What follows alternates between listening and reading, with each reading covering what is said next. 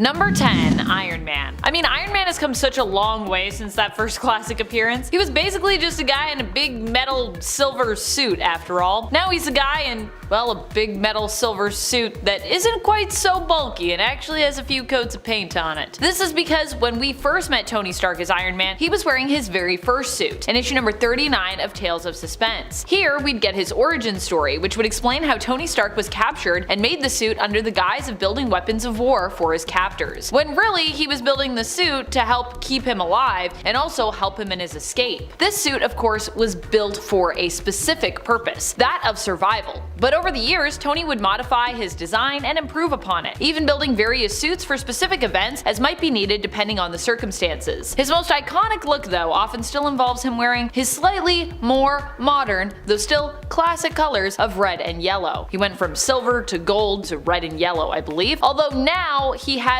more modern coloring in terms of the red and yellow colors. His armor appears a lot more metallic red and gold, which I love. Although I'm sure in the classic comics it was also supposed to be metallic red and gold, but we just have more advanced, I feel like, color tech in the future. Color tech. And friends, before I move on to our next spot on this list, if you love what we do here on Top 10 Nerd, and if you love hearing about some heroes that you might not be as familiar with or you might not recognize anymore, we also have a playlist where we show you some alternate versions, so go see some other characters that you might not know about now. Number 9. Green Arrow. Green Arrow literally looked like Robin Hood back in the day. Well, minus the now more Robin Hood style goatee that he now sports, because back then I feel like he was usually more clean shaven. Green Arrow is Oliver Queen. Technically his first appearance is no longer even the same Ollie that we have today in the comics, instead relegated to the alternate reality of Earth 2. But still, he was the original Green Arrow, and so if we are talking about classic looks in terms of first appearances, which is exactly what I'm trying to do here, Oliver has made a lot of progress in comparison to his first look and his first self. Currently, Oliver Queen in the Prime Earth main continuity of DC Comics has a much more modern look to him. Well, of course, like I said, minus that classic looking goatee and mustache combo, which is very Robin Hood to me. No longer does he wear a bright green suit with red boots and gloves. Instead, he wears body armor that, while still kinda green, is much more muted in tone. And sometimes he wears reddish bracers, which is kind of a throwback to the classic look, but even then, the colors are about where we draw the line when it comes to similarities to that classic look. Well, and obviously he still fights with a bow, because he is Green Arrow, but that I don't think will ever change. That would be weird if he was like, and now I'm Green Arrow, but I fight with a machete. I'd be like, that's really random, but alright. Unless it's a machete that he can shoot like an arrow. Number 8.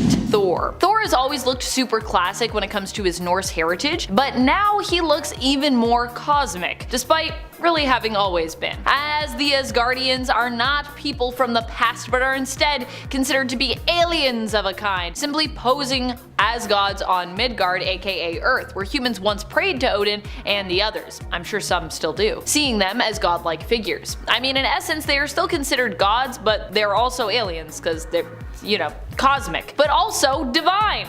I would say that over the years, Thor's stories and overall appearance and costume have also greatly embraced his cosmic origins more and more. Thor also made his first appearance in Journey into Mystery issue number 83, where he also looked a mite smaller compared to his modern day self. I feel like that Thor is so the Thor we have now is he's super deezed. And especially if we consider the Thor and Hulk crossover event Banner of War, Thor also hulks out here himself and even shattered the Bifrost again after becoming infected by Bruce Banner, so there he might look totally different because you'd be like, what? Thor's the Hulk? What's happening? Number 7. Crimson Avenger. I mean, most people might not even recognize the Crimson Avenger just because they don't know him. He's quite a classic hero, appearing on what I believe was DC's second superhero team ever, the Seven Soldiers of Victory, which made their first appearance back in the early 1940s in Leading Comics issue number 1. Here, Crimson Avenger was Lee Walter Travis. He appeared here sporting a super form-fitting red outfit with a fin on top and yellow underwear over top, as well as yellow boots to match. This look would seemingly endure until Travis met his end in DC Comics Presents issue number 38. Here, the question of what happened to him would be answered, and we'd learn after being diagnosed with an incurable disease, Lee decided to don his costume one more time and sacrifice himself to save others. Now, while this might sound like his original costume because it did sort of come into play super early on, his original costume, however, actually hails from even further back than the 1940s. The Crimson Avenger actually made his first appearance in the late 1930s in Detective Comics issue number 20. Here he sported a suit underneath a red cape with a matching red wide-brimmed hat and wielding dual pistols. He died back in the 80s looking very different in comparison to his first appearance, and I guess now you really wouldn't recognize him at all because I don't think we've seen a new Crimson Avenger since, with him remaining dead in regards to comic continuity. Tell me if I'm wrong on that one, but I can't think of a Prime Earth appearance that I've seen. Crimson Avenger? Is he in the Prime Earth? You tell me. Number 6. Robin. Jason Todd was once known as Robin. At the time, he was a hero, and while quite stubborn and brash,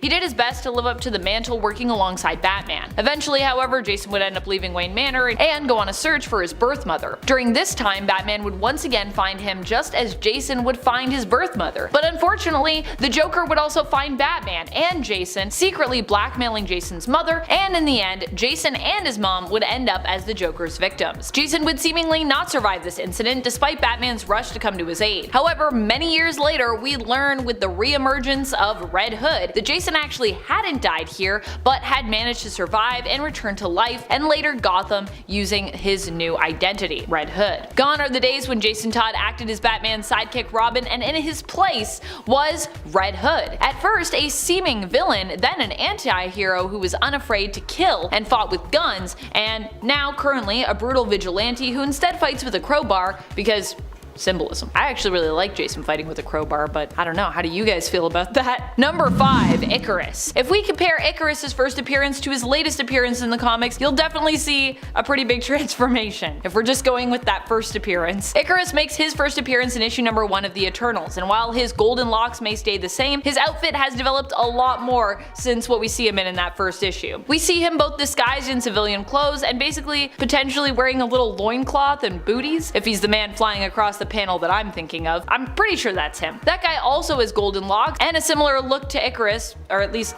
the attire that he is wearing has a similar look. It's pretty limited though. Icarus in modern comics, whether we're talking about Kieran Gillen's latest and greatest Eternal series or the AXE Judgment Day event, wears a lot more clothes now. Although I will admit, on that first issue of Eternals, there is a little picture of him in his outfit, so sure, but I'm more talking about what happens in the issue.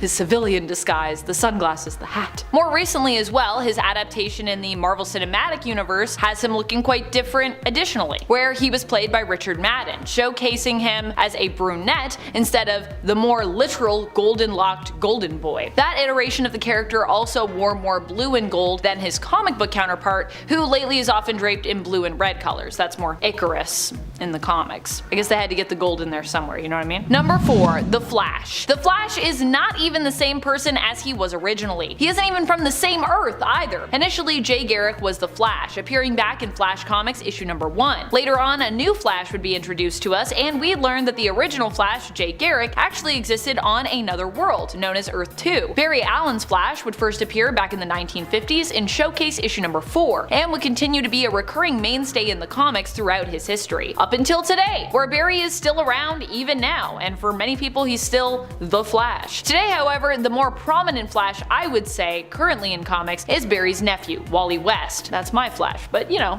I respect people that prefer Barry. Wally West as well is a completely different person and also happens to look totally different in terms of his outfit in comparison to the original Flash, Jay Garrick. All in all, the Flash has come a long way throughout the character's history, and while these are just the 3 main Flashes, the Flash family would also grow exponentially over time. So while they all might not be known as the Flash, there are also just tons of speedsters who are related to the Flashes running around. In fact, we should probably do a Flash family attempting to explain video, or a Speed Force attempting to explain video. That in and of itself, that concept, very interesting. Number 3. The Wasp. You might not recognize Janet Van Dyne anymore because I feel like, well, it's been a minute since we've actually seen her as a hero in the comics. Correct me if I am wrong, because I really want to be wrong on this, as you know, I haven't read everything, but I feel like Janet has been missing for quite a while in the comics, unless I'm wrong. Which is kind of surprising, considering she was originally one of the mainstays on the Avengers. I've seen her appear as a friend to Jen and She-Hulk in her civilian form when she lent Jen an apartment, and I know she was dating Iron Man kinda recently, but that's about all I can think of when it comes to Wasp. And I mean, she's not dating Iron Man now because he was with Hellcat, I think, last I checked. What is Iron Man's dating history? It's so strange. Fortunately, Jan is getting her own solo series. Well, she's gonna share it, but you know, the Wasp is getting their own solo series. Possibly the very first Wasp solo series ever as of 2023, which seems crazy to me. I hope I'm wrong on that one. This series will be shared with Nadia Van Dyne, who is also currently known as the Wasp in the comics. Janet first appeared in issue number 44 of Tales to Astonish alongside Ant-Man, and since then has had quite the evolution when it comes to her look, ditching the Ant-Man coordinated red for a bright yellow and black suit. Nadia also is technically a totally new character who took up the mantle, so totally different person. Despite her full name, she is the daughter of Hank Pym from his first marriage, who grew up imprisoned in Russia. After escaping and coming to America, she learned that her father was dead, but Janet still lived. Bonding with her stepmother, Nadia was inspired to take up her last name instead, which she did with Jan's blessing. Also becoming known as a hero, the Unstoppable Wasp, which also obviously Janet was like, yeah, you can be the Wasp, I'm cool with it. Number 2, Green Lantern. Green Lantern, like the Flash,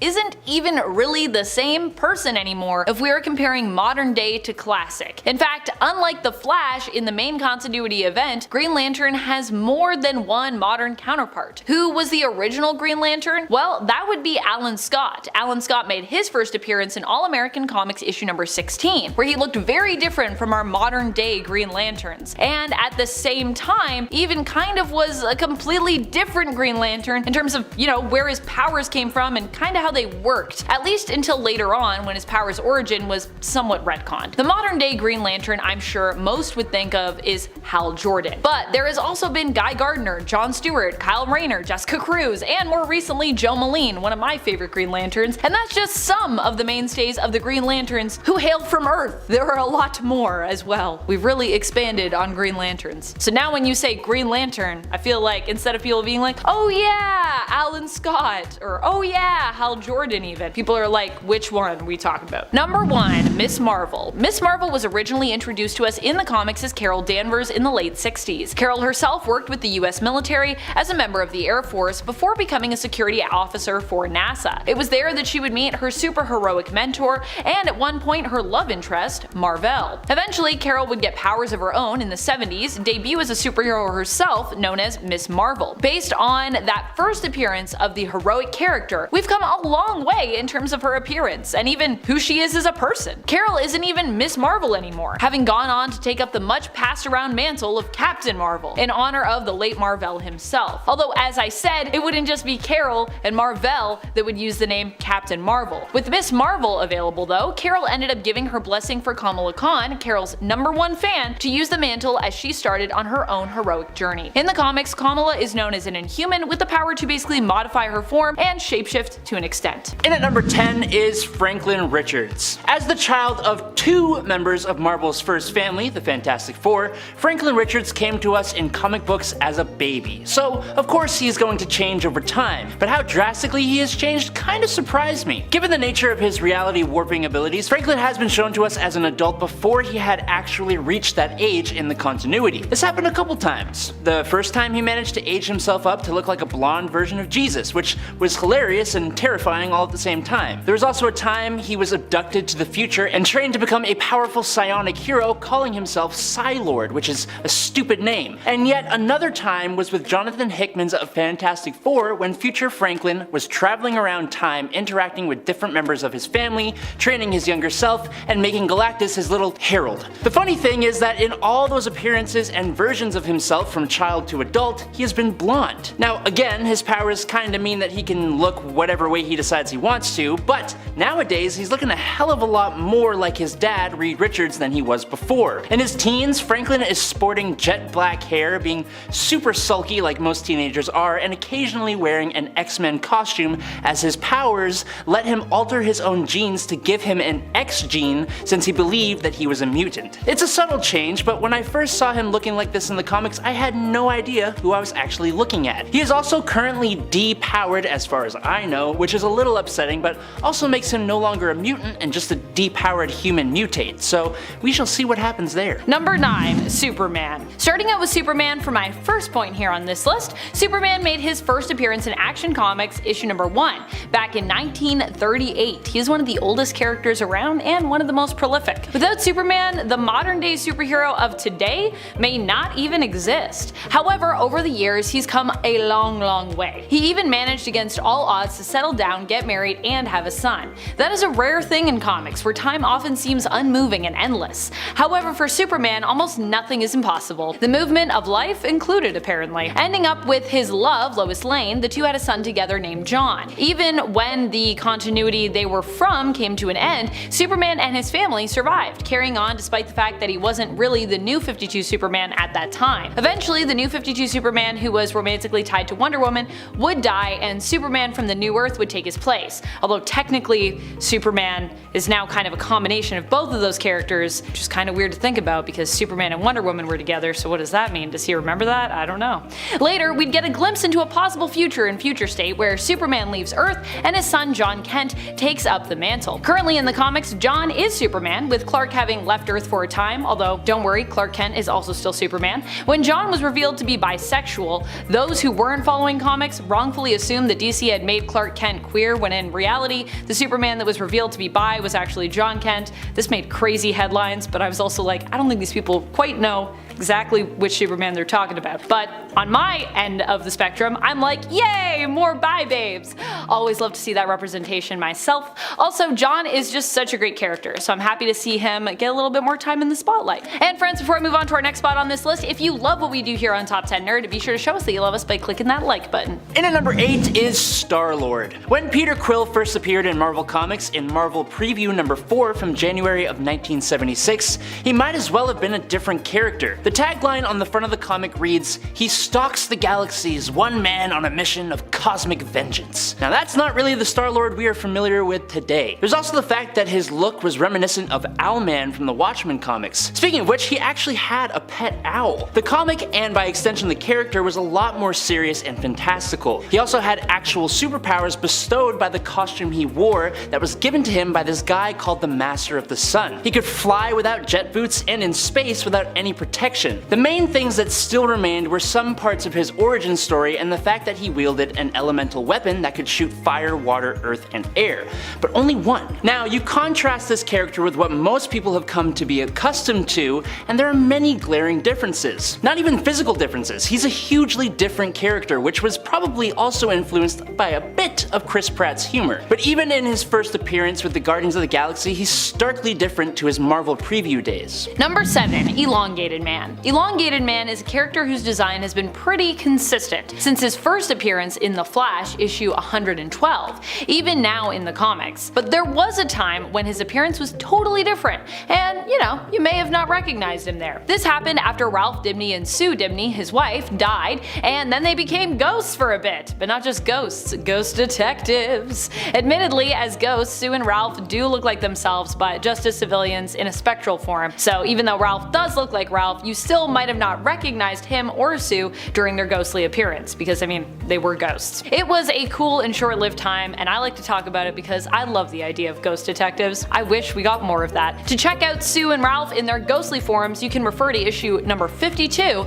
of the 52 comic series. In at number 6 is Blue Beetle. I will be honest, Blue Beetle kind of flew under my radar for a very long time. I either simply didn't care about him, or I just hadn't really known he existed. I don't know which one it was, but it was definitely one of those, and seeing the costume that the original Blue Beetle wore kinda makes me think that maybe it was the first option. That costume absolutely sucked. It was bland as hell, and it was basically just Dan Garrett in some leggings and an oversized shirt, a stupid looking cowl looking thing, and a bad domino mask. It was during World War II, so we're gonna blame this on material shortages, but every Blue Beetle outfit has been an improvement and redesign of this costume. But now, with Jaime Reyes, the Blue Beetle armor is not just way more advanced and capable, but it looks leagues and bounds better than the original. So much so that it's hard to even draw comparisons between the two. Now if we put these suits up side by side and change the colors of one of them, almost no one would believe that one was an evolution of the other. So much better now, thank the Lord. Number 5. Wonder Girl. Wonder Girl is great, and we don't honestly honestly talk about her enough. But I guess what I should really say in regards to this list is the Wonder Girls are great. While initially the first Wonder Girl appeared as a younger version of Diana Prince in Wonder Woman issue 105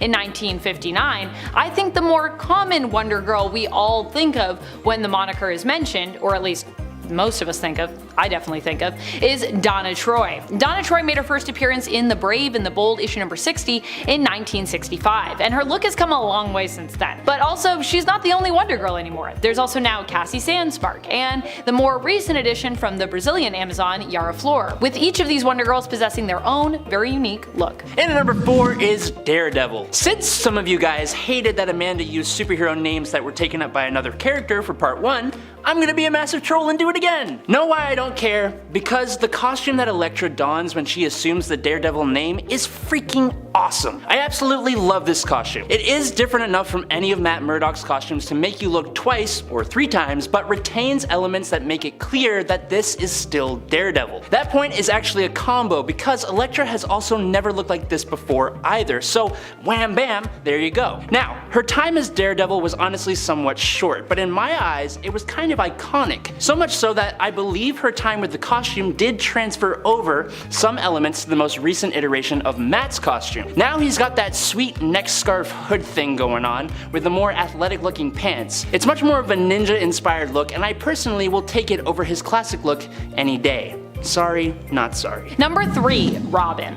On my part 1 for this list, I talked about Jason Todd's Robin, but many of the characters that we originally knew as Robin have changed over the years when it comes to their appearance. Don't worry, I'm not going to talk about how all the Robins are technically different people, which could be confusing to people that have read different eras of different comics. We won't do that again, although I already did it with Superman, so you might be coming for me anyways. But for this point on this list, we're going to be talking about one of the most classic Robins, Dick Grayson. I would say actually the most classic Robin. Dick Grayson was the first Robin, and not only has his look changed, his whole identity and main location has as well. Dick Grayson would eventually grow up to become a hero in his own right, Nightwing. While trained by Batman and definitely seeing Bruce as someone he looked up to, Dick ultimately branched out on his own, even going on to form the Teen Titans. Later, just the Titans, because you know, they're no longer teenagers, and leading the team all on his own as well, which is pretty impressive. As Nightwing, Dick currently tends to operate more often in Bloodhaven, a city outside of, but I believe a short distance away from Gotham, with its own crime and corruption to deal with, that in some ways makes it seem even more bleak than Gotham. And at number 2 is Bucky Barnes. This is probably one of the biggest and most drastic changes of most comic book characters. I think the only thing that stays the same is the domino mask. Even the man underneath the mask has changed. When Bucky Barnes first came into Marvel Comics in 1940, he was the young sidekick to Captain America with his star-spangled belt, blue shorts over top of his bread right skin-tight pants, and the stylish bright blue jacket with the yellow collar. A classic look not reminiscent of Robin at all. At least, he wasn't showing as much skin as Robin did sometimes. His outfit was at least somewhat more believable than Robin's given he was operating in World War II. But that was then. If you showed someone who'd only ever read the old stories a picture of what Bucky Barnes looks like now, they would have no idea what had happened. I mean, we got long, edgy hair, a whole lot more muscle, a pretty much all black and gray tactical look, sometimes with a face mask to cover his mouth and nose, with a hell of a lot of firepower, and oh yeah, his whole left arm is now a metal cybernetic replacement. It's a huge difference, but it goes with everything the character has been through, which is a lot. He's a much more sympathetic character, but also such a complete badass. And finally, number 1, Ben Reilly. Ben Reilly was originally known as a hero in the comics. He is the clone of Spider-Man, who also acted as a hero and at one point was mistaken as being the real Peter Parker. For a while, we weren't sure who was the real Peter Parker. For a time, Ben Reilly was a main character we'd also follow along with in the comics. He would also go on to take up his own superhero identity, becoming the Scarlet Spider, before Kane took that name, that is. Since the old days though, Ben has become more dark and complex, even becoming known as the villain Jackal. More recently, he's become Spider-Man, but once again has fallen into the tempting pit of villainy, after literally falling into a pit of green ooze. And his look, while definitely Spider-Man inspired, is much different now, with him being known by the villainous mantle of Chasm. This name comes from the memories of Peter's that Ben lost, as well as some of his own unique memories which were also lost, which sit like a great chasm in his mind, hence the name. chasm. At number 10, we have Dreamer, or Dream Girl, who doesn't quite resemble the way she used to appear in the original comics. That's because in the CW series Supergirl, Neuronal is now Nia-Nal, and aside from her costume making a decent change, the character is actually quite different as well. Most notably, Dreamer is known to be the first transgender superhero to appear on TV, played by Nicole Maines, who is herself a transgender activist. But that's not all. The character is also quite a bit younger, and I mean, her hair isn't even blonde anymore, which I think is fair to note. She doesn't look quite the same. But either way, from the name change to the costume change to even an entire color palette shift, Dream Girl, now Dreamer, has metamorphosized into someone completely different. At number 9, we have Elongated Man. Not the most widely popular superhero to begin with, Elongated Man takes a rough turn in the Arrowverse when his costume is entirely reimagined in The Flash in one of the worst ways possible. Although he's sort of played off as a joke character in both the comics and the Flash series, it's still sad to see such an unimaginative portrayal of any hero, really. Although Ralph Dibny is mostly out of costume, he becomes known to be the worst dressed within the narrative of the show as well, throwing more oil on the fire of Elongated Man's memeability. But even aside from the costume, the character just appears much less boisterous than he typically does, with a younger disposition and somehow a down-to-earth vibe, even though he's Elongated Man. At least in the way that he appears serious while he's in costume, a total departure from the goofy, exaggerated image associated with Elongated Man in the comics. At number 8, we have Swamp Thing. This newer version of the character from Infinite Frontier is just insane. With the new host Levi Kamei, Swamp Thing takes a whole new turn in how he's presented. Well, not entirely. To be fair, Swamp Thing has always kind of been this big, nasty green monster, but something about this modern depiction of how the green takes over Levi's body turns what used to look like a big green beast into a massive green spaghetti monster, it looks like. An extremely terrifying spaghetti monster, to be exact. Although the character doesn't appear for long in the short-lived series, this is the most recent update we have on the Swamp Thing, and he's surely taken on a different vibe than he used to. At number 7 is Connor Kent. Con-El is one of the many people to take on the mantle of Superboy, and it seems like his look has changed more than your average hero. He's also known to be a clone of another more real son of Superman, which I suppose leads him to run into some identity issues, which could be part of it. But he most often appears to look like this high school bad boy with the spiked leather jacket look, but he's also got the black and red supersuit, and at times has also presented a lot like the classic Superman with the blue, red, and yellow costume as well. But that's kind of my point. It's hard to know whether you're looking at Con-El or John Kent, or even another Superboy from an alternate dimension, because he doesn't seem to have decided on one look, and he's pretty hard to recognize, especially these days as his time goes by. At number 6, we have Wonder Woman. Now, a couple newer comics make this hero a bit different than what we're used to. During a one-shot in 2020 called Future State, the Wonder Woman mantle is taken on by Yara Flor, who takes the place of Princess Diana while she's away for a time. Sporting a totally new costume with a handful of different weapons, this iteration of the hero just gives us a totally new look at who Wonder Woman could be. More recently, near the end of 2021, a younger iteration of Yara Flor appears in the Infinite Frontier series as Wonder Girl, offering the new status quo of what the DC universe might look like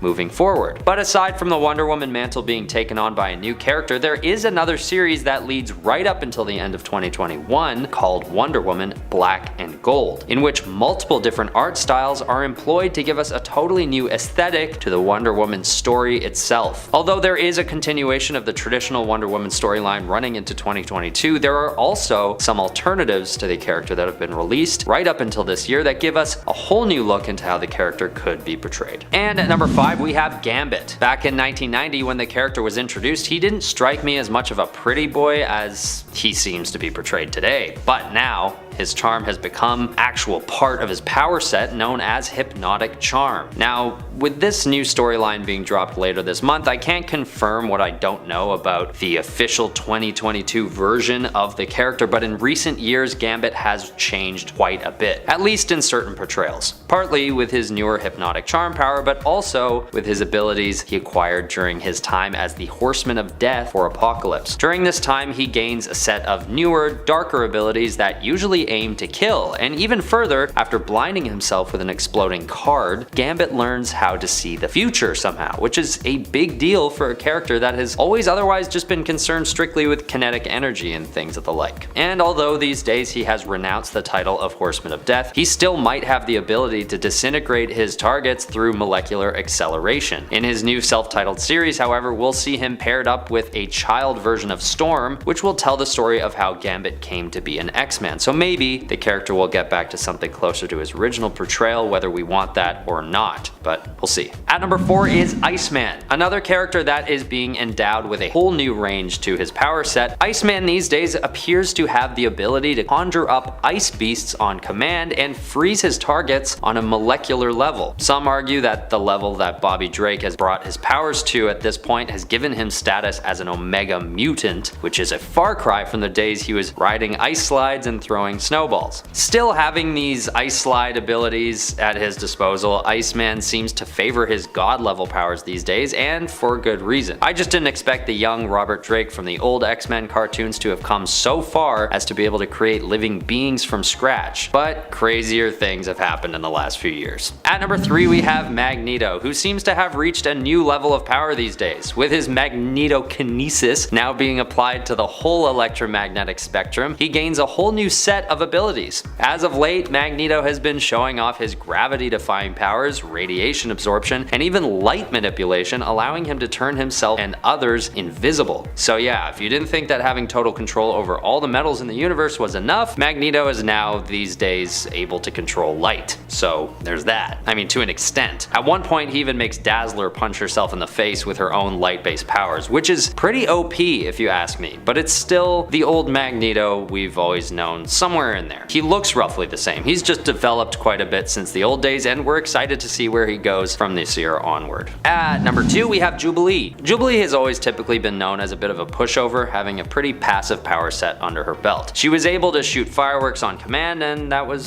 sort of it. She was always a fun person and was great at distracting enemies, but in terms of sheer power, she wasn't gonna land high on a list if she was ranked among her peers. But in the last couple of years, this character has undergone a total transformation, and what turns out to be known as lumikinetic explosive light blasting is a power that could be tapped more than just creating small bursts of fireworks on command. These days, Jubilee is able to create literal explosions, sometimes even considered to be nuclear level. Not only this, but over the last couple of years she has also spent a good stint as a vampire, which just makes the character even more different from what we've always been used to leading into 2022. At number 1 we have Batman from Dark Knights of Steel. In this new limited series that is being released as we speak, if you're watching this in 2022 when it was posted, Batman is being given a total medieval makeover. Along with other DC characters, Batman navigates a medieval landscape of dragons and ancient magic, donning not only a suit of armor but a sword as well, which really takes the concept of the Dark Knight to more of a literal degree than I think any of us were ever expecting. But honestly, it works for me. These days, Batman has become a character, and a franchise for that matter, that is being openly explored through various different lenses in the comics and in the movies. And people seem to be openly inviting more and more off-the-walls portrayals of the character, no matter how different they appear from the original. And in the Dark Knights of Steel, we're seeing yet another example of this, where Batman isn't even being set in the same time period anymore. But even though he may be somewhat unrecognizable from, let's say, the Tom King series, I feel like this has become something that fans of Batman have gotten used to over the years. Number 10, Bishop. As some of you pointed out in the comments on the part 1 of this list, a lot of 90s characters, especially 90s X-Men, have completely different looks in the modern day when compared with their 90s appearances. Lucas Bishop is definitely one such character. Although he still has his M tattoo over his eye and a few details in his costume that pay homage to his original look, Bishop has definitely seen some changes, some of which might be so great that fans may not at first recognize him. While he still often is seen with his XSE guns and even still sports a red bandana, Bishop is now a member of the Marauders. Gone are the days of those 90s X-Men colors, and modern day Bishop dresses mainly in reds and blacks, in homage as well to his role as the Hellfire Trading Company's Red Bishop. Also, I love that Bishop is the Red Bishop because he's a bishop and his name's Bishop. It's crazy. Number 9. Crystal. Crystal's initial appearance had her recognizable mainly by her ginger or strawberry blonde hair and a simple white dress. I personally always thought of Crystal as being ginger, but then I see so many different versions of her where she has like maybe blonde hair.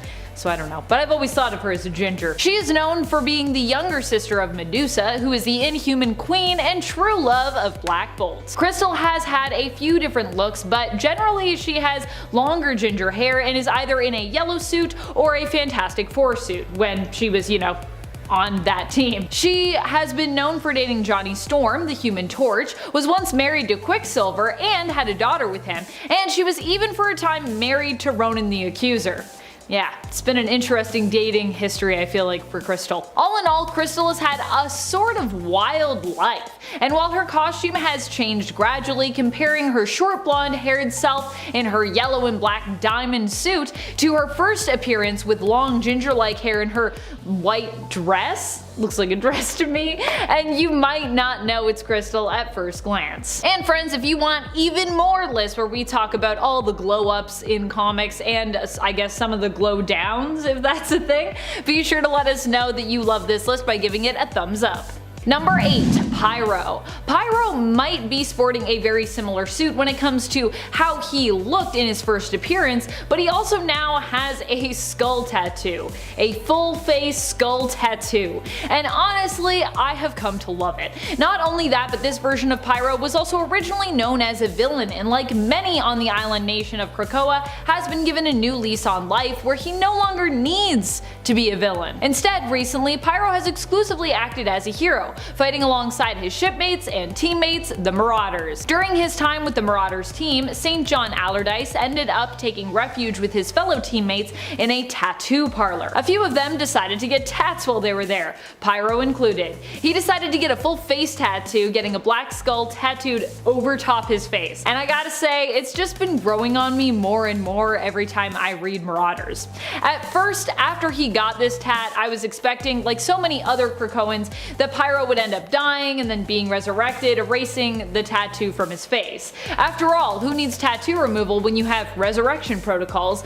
and mutants dying and returning is no longer really a big deal at all. Although I'm sure the Healing Gardens could remove Pyro's tattoo almost as easily.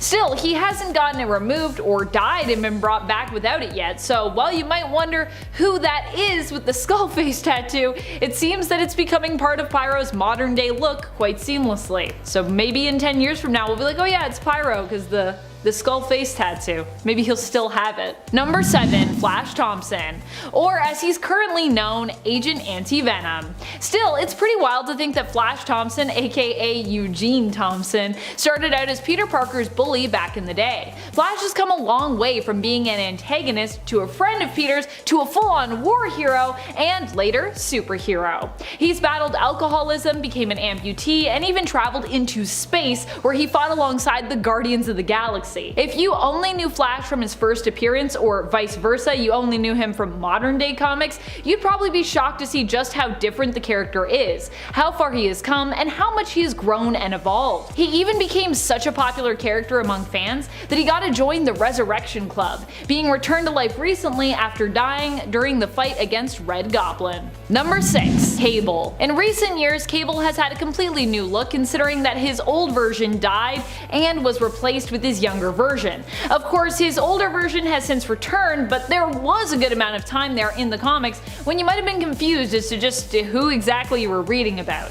Is Kid Cable meant to be Nathan's son, you might have thought, or is he some like de-aged version of Nathan Summers? Well, the latter is the correct assumption if you made it. Young Cable actually hunted his older self down, in essence completing his time loop.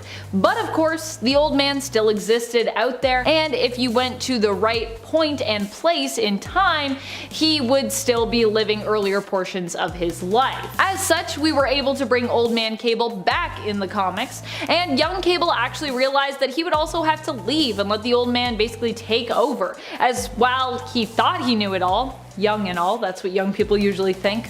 They think they know it all. It turns out he still has lots to learn. Honestly though, I love both versions of Cable, and I wish that old Cable could team up with his younger self on more occasions. I want like a kid Cable and old man Cable team up comic.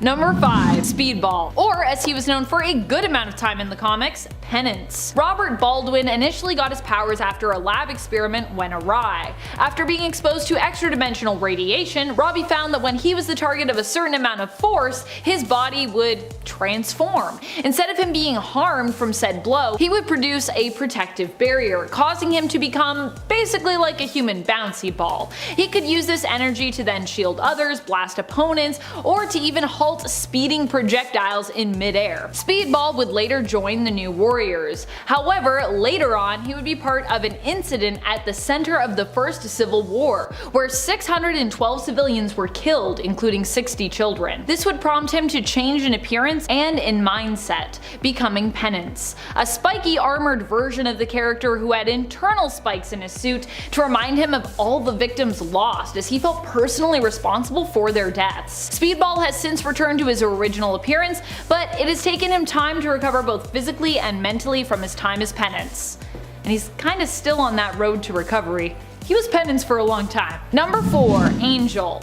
Angel is another mutant superhero who has gone through a ton of different looks in life. Most notably was his shift from having organic wings to techno-organic wings after he lost his organic wings when he became one of Apocalypse's horsemen. The crazy thing is that while Angel seems to appear as mostly his original version, there are times where you might be confused with him as to who is who, as he seems to kind of alternate right now in modern comics between his original form and his techno-organic form, Archangel. As far as I can tell, this hasn't been fully explained yet in the comics, though it has been acknowledged that this happens in a similar manner to his X-Corp partner, Monet. That is, when he gets more emotional or gets more angry, his techno-organic form seems to come out. This was alluded to at the end of issue 2 of X-Corp, their Hellfire Gala issue. And if there have been more explanations on this and I missed them, please feel free to tell me what issues I should in-depth read, because yeah, I feel like there's little details, but we haven't gotten like a full, here's how it is, let me break it down for you. Number 3. Nick Fury. While Nick Fury does look very different in modern day comics in comparison to classic comics, it is important to note that technically these are 2 different characters. Well, technically these are kinda like 3 different characters.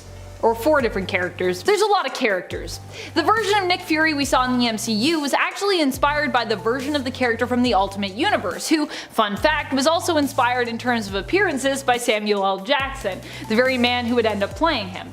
In fact, a lot of the MCU characterization and even stories are inspired by the Ultimate Universe, the alternate reality of 1610, and the stories that went on there. The original Nick Fury of Earth 616 was actually a white man, but he would inevitably be replaced by a 1610 inspired alternate Fury after the original Nick Fury of 616 ended up kind of being transformed into a Watcher. The 1610 version of Fury and Samuel L. Jackson's take on the character would then be adapted for Earth 616, the main comic book continuity, and that's how we would get Nick Fury Jr., who is the son of the original Nick Fury from the comics and looks a lot like Jackson's 1610 inspired version from the MCU. See what I mean? There's lots of Nick Furies. People are like, Nick Fury changed, and I'm like, Nick Fury didn't change, there's just a lot of characters that came together. Number 2. Beast. Beast is one character that has gone through a massive amount of change since we first met Hank McCoy, the lovable vocabularian, scientist, and the X-Men's most bouncy team member, Beast. Back then, Hank was just a relatively large man with enormous feet and enormous hands, but his mutation continued to progress long after that first appearance, changing when he ended up forced to take a serum that he had created based around the hormone that causes mutation.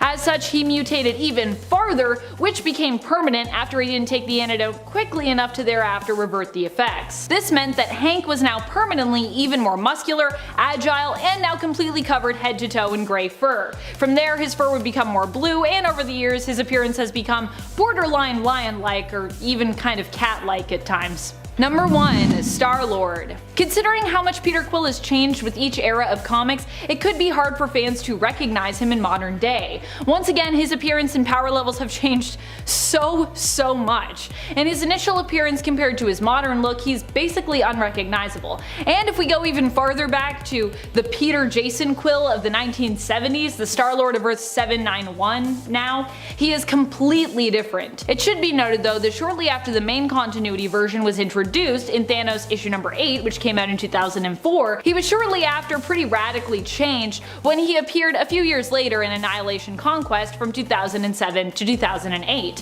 which is pretty much the version of Quill roughly that we have today.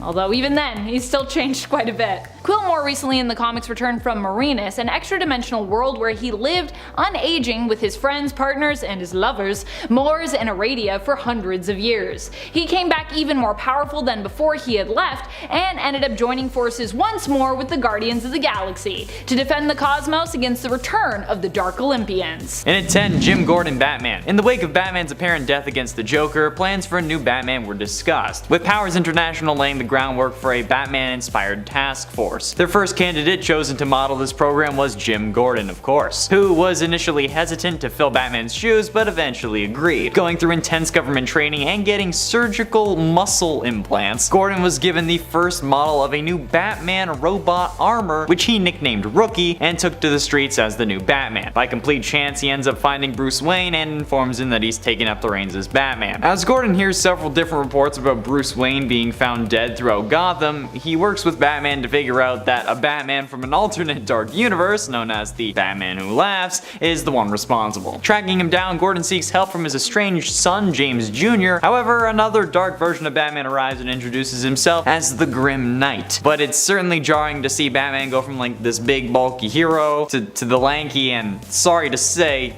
old Jim Gordon. He even looks fragile. And at 9, Wonder Girl. Yara Flor from the tribe of Amazons from the Amazon is the new Wonder Woman in Future State, who, in the absence of Princess Diana, came out of obscurity from the heart of the Amazon rainforest in Brazil to protect man's world from the magic that is within it. Yara Flor is a demigod who hails not from the island of Themyscira, but from the Amazon rainforest in South America. She has a faithful winged steed, Jerry, and along with her friend Kapora, a forest guardian spirit, Yara travels to the underworld to rescue one of her Themyscirian sisters from the clutches of Hades, the Olympian god of the dead. Yeah, a sister that she's never even met before. Yara is also an active member of the Justice League, although the new rules of the Justice League forbade fraternization amongst its members as a way to protect them individually and not have to go through the same tragedy that resulted in the dissolution of the previous League formation. Wonder Woman and Superman, John Kent, ended up becoming friends. It's also worth noting that despite always willing to work with her colleagues in the League, she's not happy to be a part of it. And at 8, Superboy. Now this seems like it's cheating since there are multiple people who use the Superboy mantle. However, the one that had the most makeovers has seemingly been Con-El, otherwise known as Connor Kent, with an E, because they're not cool like I am. If you read one version of Connor and then read a couple series later, you might not realize what's been going on. This man has gone through more looks than any teenager getting ready for a date in a Disney Channel movie. Not to mention the time where he merged with Spider-Man,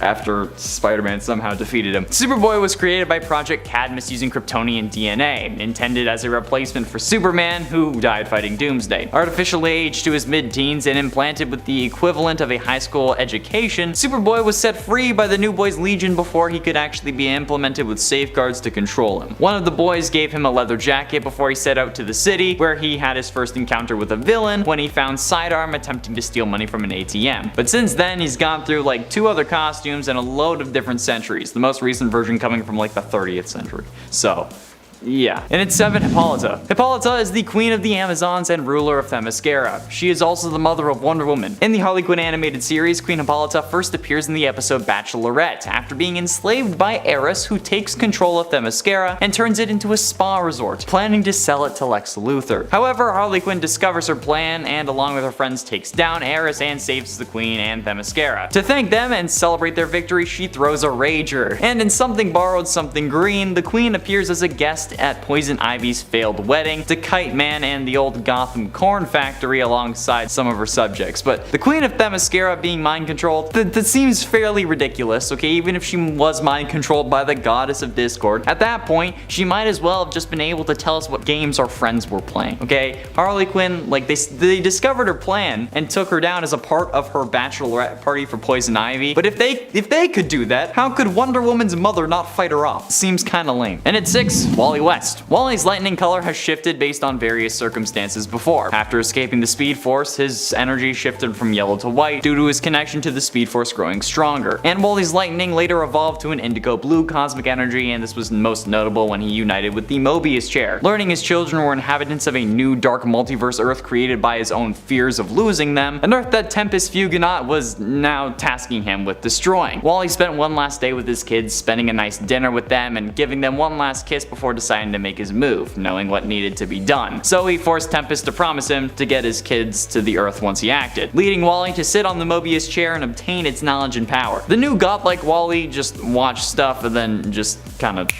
destroyed everything.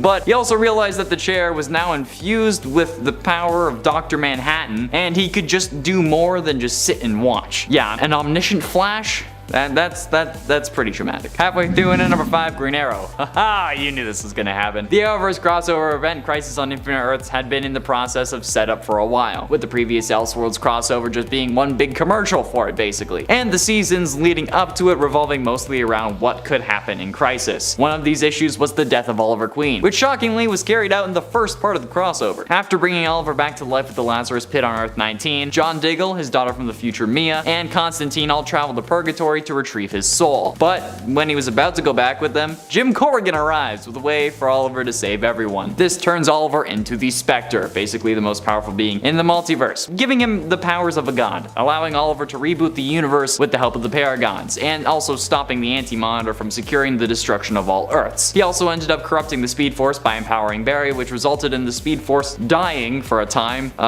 which is a whole other can of worms I won't discuss. But needless to say, you wouldn't recognize this version of Green Arrow, especially since he's dead and you can't really see him. And at 4, Black Lightning. In Dark Knights of Steel, Superman finds his way to a medieval Earth where familiar DC favorites are recast in the Middle Ages. Batman is a young prince and John Constantine is an oracle. But perhaps the most unique transformation is that of Black Lightning, who now is a king, pursuing a mysterious agenda against Superman and his family. The character has not been regularly seen in the comics for some time, but returns in Dark Knights of Steel, which has got to be my personal favorite Earth so far, because medieval, cheese king, you get it. This time, Supes' parents actually made it to Earth along with him, and in the Kingdom of Storms, Kal-El's birth has triggered horrifying visions in a young John Constantine. As Constantine lays writhing on the ground, his mind is overwhelmed and he's dictating his visions to the royal scribe. The king arrives and readers see that it's Black Lightning. He's concerned over Constantine's visions and tells the scribe to write down everything the boy says. As Constantine comes out of his trance, he tells Black Lightning that the end is near. This is a pretty damn badass version of Black Lightning, similar to Black Panther in a way, since now Jefferson is rightfully a king.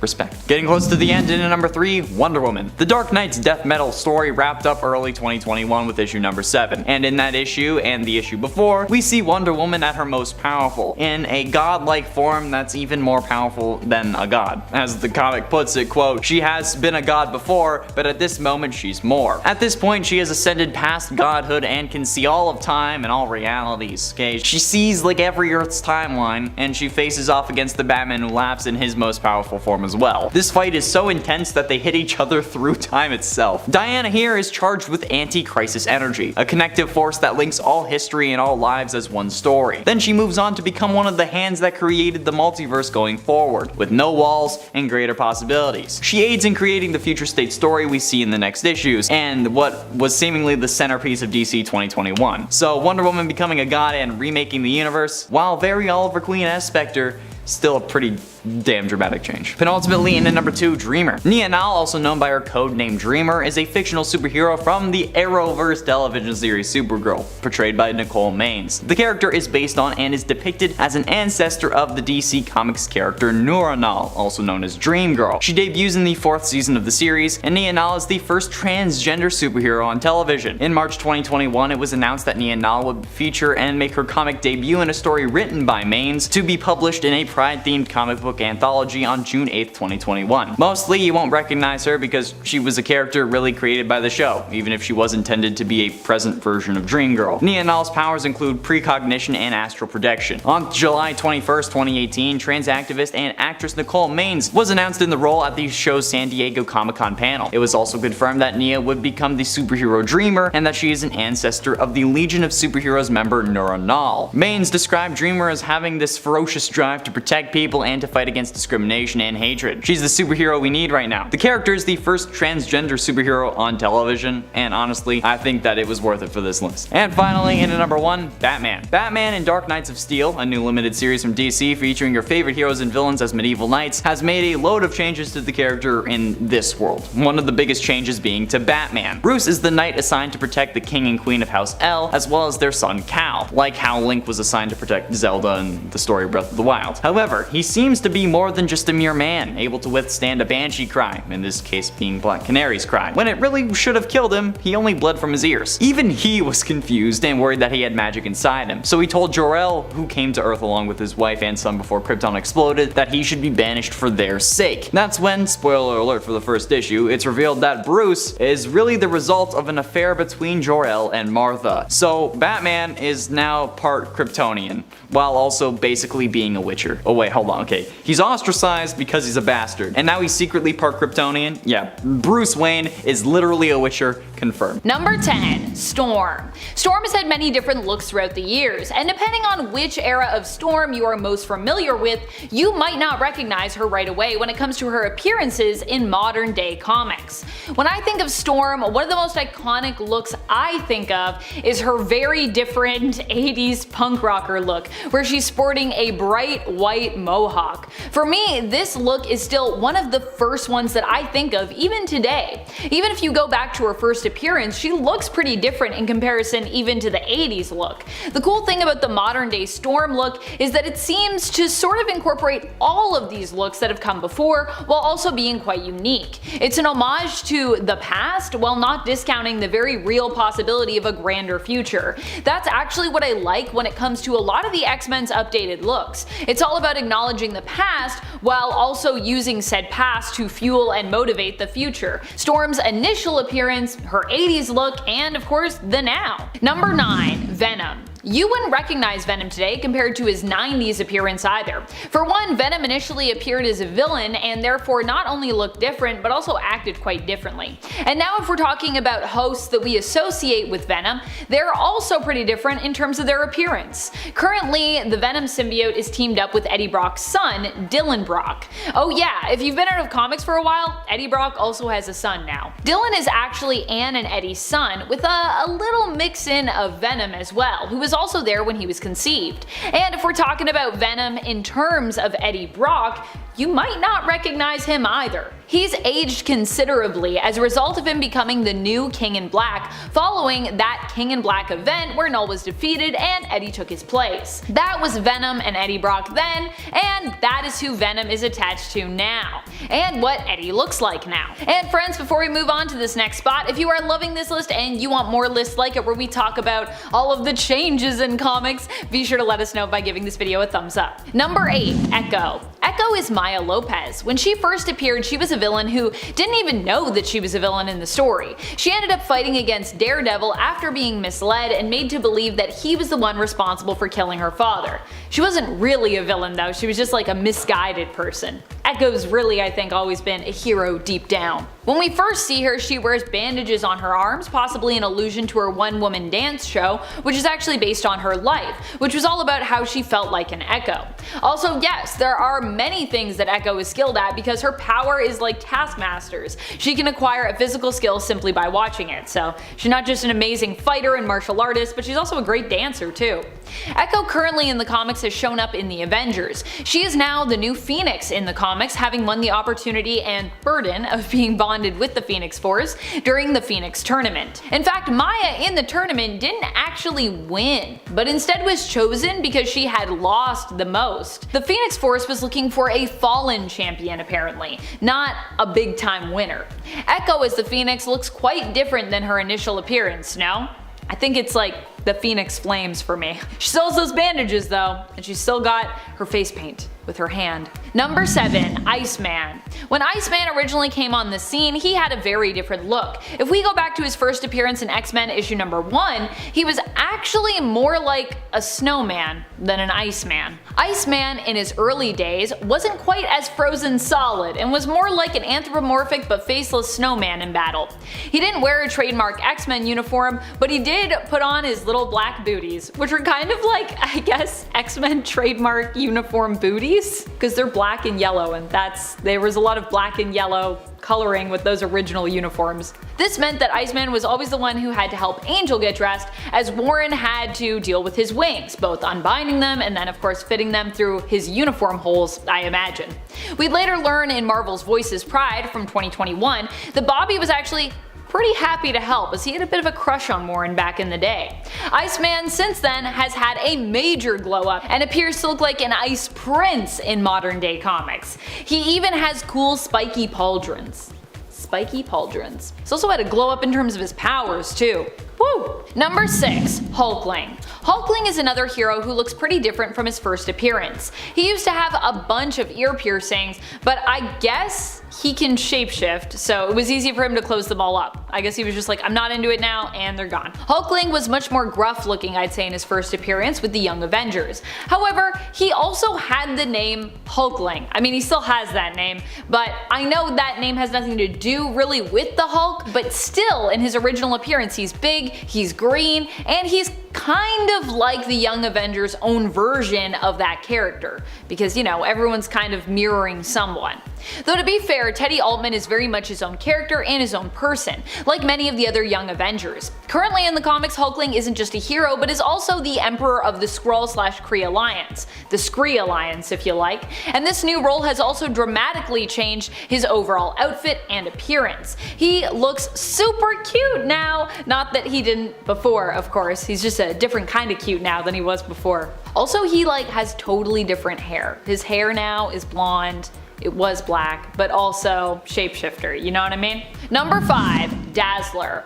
Alison Blair has had a ton of different looks over the years, and there have been countless points in her history when you may have not recognized her. If you've been invested in modern comics for some time, then Alison's current outfit is Dazzler, which she also sported in Way of X issue number 3, the morning after the Hellfire Gala, will likely be recognizable to you. However, if the last time you saw her was in, her own solo series back in the 80s, then you might be confused as to even who this character is. And if you saw her back in 2015 and were familiar with either the present or past appearances of Dazzler, or if you're familiar with that Dazzler, I really doubt that you would recognize her in the present day. There's many times when you'd be like, who is that, depending on which Dazzler you know.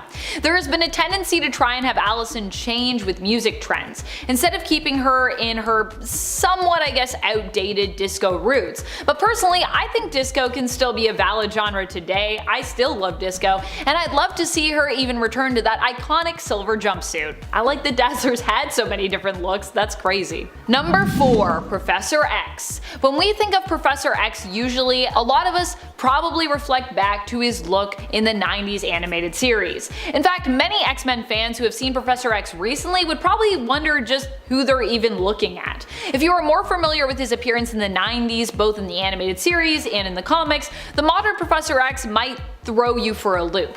Currently, Professor X is able to walk again and happens to be sporting not a suit and, a blanket on his lap, but instead an all-black, skin-tight one piece. Also, he always wears Cerebro now, obscuring his recognizable face and his bald head. But yeah, that was Professor X then, and this is him now. Number 3. Nature Girl. Nature Girl is amazing. She's one of my favorite of the newer mutants to come out, and recently she has become a lot more metal, both in approach and in her appearance. Nature Girl can basically commune with nature, which often means she can encourage animals to help her, and they actually seem to feel within Nature Girl a kindred spirit. So there's a lot of empathy going on there between both sides. More recently in the X-Men Unlimited Infinity comics, we saw that Nature Girl has been in a constant state of depression and duress, feeling the pain that all nature is currently feeling due to humans polluting and just generally mucking up the planet and its natural and carefully balanced ecosystems. This forced Nature Girl to go on an adventure to fight for what she believes in, which resulted in her kind of accidentally killing someone and then losing all of her hair, just sporting her antlers as she turned to the dark side and took on oiling operations, aiming to destroy them and anyone who wouldn't renounce their loyalty to them. This is not your friendly neighborhood Nature Girl, that's for sure. Nature Girl then, Nature Girl now.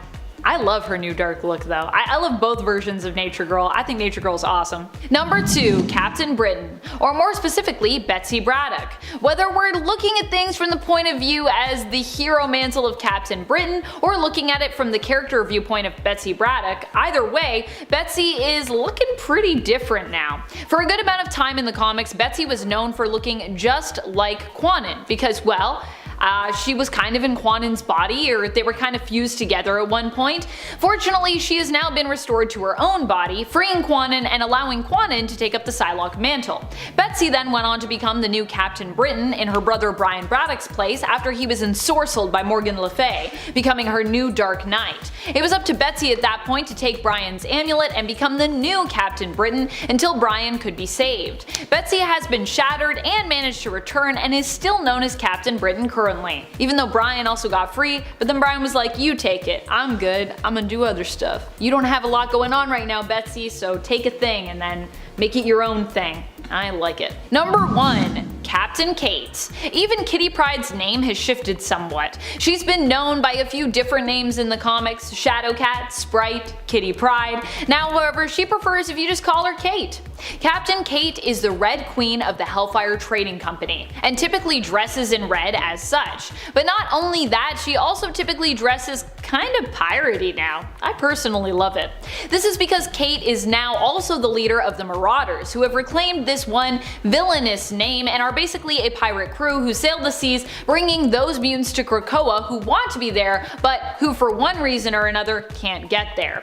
They also help deliver and intercept shipments of goods as necessary. So the whole look really fits with what Kate is up to currently in the comics, but it is very different from her original or even her past looks. Kate before, Kate now. Although I will say that original outfit that she's wearing with like the red vest and like the stripy shirt, I was like, is there already like pirate vibes that were kind of carried over here?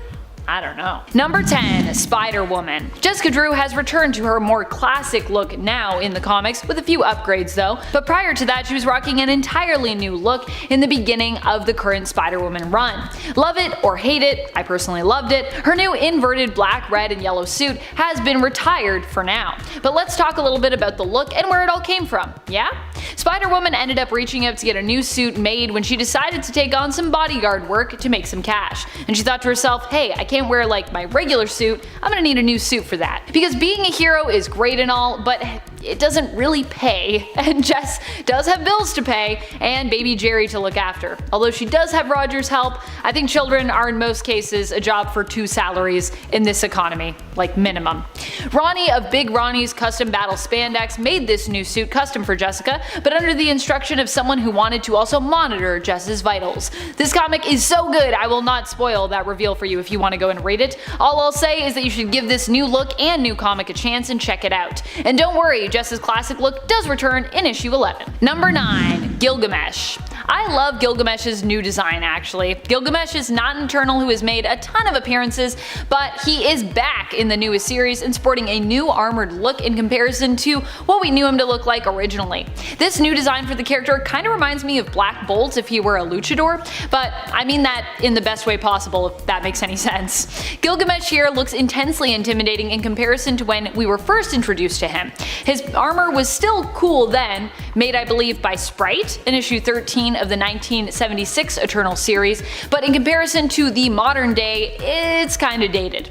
Back then, he rocked a full bodysuit with purple or hot pink lining, depending on what color you see when you look at that, and here in the present day, even the patterning for the lines of his suit is an improvement. And friends, before we move on to this next spot, if you are loving this list and you want to learn about more updated looks, roles, power sets, all of those cool things, be sure to let us know by giving this video a thumbs up. Number 8. Captain Marvel. Captain Marvel has currently been going from cosmic to mystic in her own series as she seeks to defend herself against her one greatest weakness: magic. In order to do so, she returned to her friend and former one-night stand, Doctor Strange, for help, but when he and his colleagues all turned her away, Carol was forced to look elsewhere. Her new costume kind of alludes to this more magical time in her life and features a pretty cool cape, I gotta say. I do dig it. It definitely seems to take some inspiration from the whole Sorcerer Supreme look. Over the course of her current series, Carol has actually had more than a few new looks, including a Kree-inspired suit which she also sported during Empire, when she became a Kree accuser, and the red and black suit the Vox Supreme bonded to her, also making her hunt down the Avengers. Her newest magical inspired suit is introduced in issue 28 of the current Captain Marvel run for those interested in checking it out. Number 7. Hippolyta. Hippolyta is now filling in for her daughter on the new Justice League team, leaving the ruling of Themyscira to Nubia, who has taken up her place as ruler. And with this shift, we also have gotten a completely new redesign for Hippolyta. To be honest, I almost didn't recognize her at first myself when I first saw this redesign. She's given up her regal clothes for a white and gold bodysuit, although admittedly she is still keeping a version of her crown while out on the battlefield with the current Justice League. Her tiara here comes in the shape of an eagle, which also makes it look similar to Wonder Woman's W shape, which I love. Hippolyta also wears a royal sash, which extends up to a sort of one-shouldered cape number. These pieces help to allude to Hippolyta's history and royalty while also updating her outfit to more fit in with her new role as one of Earth's greatest heroes. Of course, that is just, I assume, the look we are building to. When Hippolyta first shows up in the new Justice League run, she is sporting a much more regal looking costume, which is purple and gold, which I actually really love that costume.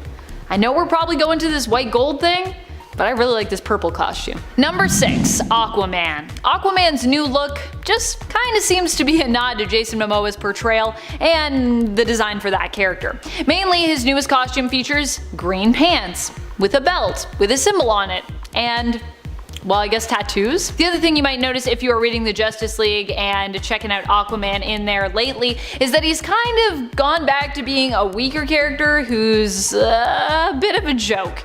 Overall, I'm not too sure how I feel about this one. I guess it all boils down with this redesign as to how much you are into Jason Momoa's version and whether or not you like your Aquaman to be more powerful or less powerful. Someone throw some water on that Aquaman. He's dying. Number 5. Leanne Harper. Leanne Harper has returned to us in the comics as one of Catwoman's group of street kids, if you can believe it. In DC Festival of Heroes, the Asian celebration out of 2021, Leanne makes a triumphant return to the comics. Here she sports dyed blue hair and calls herself Shoes. She doesn't remember her childhood or who her real parents are. She just remembers one evening where her mom, Cheshire, carried her to safety and her mom's mask. I don't think she even really knows who Cheshire is, it seems, at least in this story. I don't even know if she knows that that was her mom. It's all a little unclear. In the story Masks, this single memory and the mask that she saw in it inspires her to become a hero herself. Attempting to remake the mask from her dreams, she takes up the mantle Cheshire Cat. The last time we knew Leanne, she was just a child. She was believed to have died at a young age, but it seems that she somehow survived and now suffers from amnesia in regards to her childhood. It'll be really cool to see how that develops and where Leanne shows up in the comics. I'm excited for it. Number 4. Brew. I love Brew, and I am so happy he's gotten such a boost to his power levels. Brew is one of the alien mutants to have joined the X-Men. He was found by them as a young, abandoned brood. He was considered defective by his kind. Normally, these kinds of brood that are born into the world are killed, but because populations were so low at the time, he was spared. What was wrong with Brew in the brood's eyes? What makes him a mutant? He's capable of kindness and compassion. Brew's mutant power as a brood is basically friendship, which admittedly on paper sounds kinda lame, even though I personally love it. But after a run-in with the Brood, who were chasing down their king egg, Brew ended up becoming their new ruler and king when he ate said egg. Meaning that now, yes, he is in charge of all of the Brood in the cosmos, which is pretty impressive. So you might recognize him in terms of his overall look, but you might not recognize him in his new role as king when you see him in the comics. But get ready to, because that's happening. That happened. It's great. To read about when this development took place, check out issue 9 of the 2019 X-Men run. And if you want to sort of see the beginning of that, you might want to also check out issue 8. 8 and 9 basically. Number 3, Wonder Woman. Wonder Woman has been through quite a journey in the comics. It started back in 2020. She was one of the heroes to go up against both the Batman Who Laughs and his master Perpetua. His sort of master. And Wonder Woman got Perpetua's powers not only once but twice during the Dark Knight's death metal event. Although the first time around she failed in being able to confidently use them to save everyone, the second time around she made sure to intercept those powers before they could move into the Batman Who Laughs, who was currently in an alternate Batman Dr. Manhattan body and known as the Darkest Knight. The second time around, Wonder Woman managed to use these powers to defeat the villains and rebuild the universe, winning the day for our heroes and giving us a glimpse into the future to come in Future State. Wonder Woman now has basically become one with the cosmos, and for her good deeds was granted a nice long cosmic nap by the hands. How nice. We could all use a long cosmic nap, could we not? I know I could. I could definitely use that. Take me to space and let me sleep along the stars. That'd be great. Number 2, Captain Kate. Call Me Kate is the new tagline for Kitty Pryde as she reclaims the mutant team name Marauders and sets sail as their leader in the group book Marauders, which primarily centers around Kate, Emma Frost, and Storm. Seriously, I love this book. It is so good. Becoming a captain and the new Red Queen of the Hellfire Trading Company inspired Kate to take up an entirely new look, which means that you might not recognize her if you were just picking up a random issue of Marauders or gazing at one of its covers. Personally, this is a look that I think is worthy of all of the cosplays. Everyone must become Captain Kate now. Number 1, Roy Harper. You might not recognize Speedy if you see him anywhere recently in the comics, especially as the last time we saw him in the comics, he was killed by Wally West in Heroes in Crisis. So he was looking pretty dead. And he remained kinda dead even when Batman as a Black Lantern revived him and many others during the events of Dark Knight's death metal. Green Arrow's companion is now becoming more cosmic than ever as he becomes more associated with the Green Lantern's world, becoming himself a Black Lantern. How or why did this happen? Well, it's a bit of a mystery. Roy was being attacked by new villain Extract, who claimed that Roy didn't belong in this world. During this attack he was knocked out, and when Roy came to, he found himself with a Black Lantern ring in a Black Lantern uniform, learning that alternate energy construct versions of himself were the ones who had come to his rescue and saved him. And then he kind of also learned sort of why he was a Black Lantern, sort of. Has to do with Darkseid. You should check it out. It's a cool thing. It's a cool thing that's happening, and I'm interested to see where it goes. I think it's gonna lead us to Leanne too. Yes, father and daughter reunited.